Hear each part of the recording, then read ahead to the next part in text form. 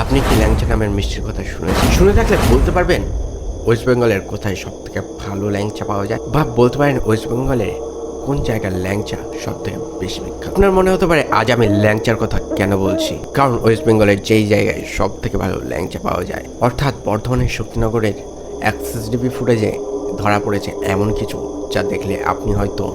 সম্পূর্ণ ঘটনাটি রোডের ধারে থাকা এক্সএসডিবি ক্যামেরায় রেকর্ড হয়েছিল,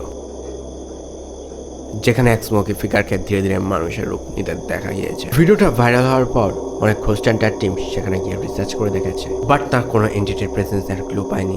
ভিডিও ক্লিপটা শেষে দেওয়া আছে, দেখে জানাবেন ভিডিওতে থাকা স্মোকি ফিগারটা আসলেই কি কোনো এন্টিটি নাকি এডিটেড।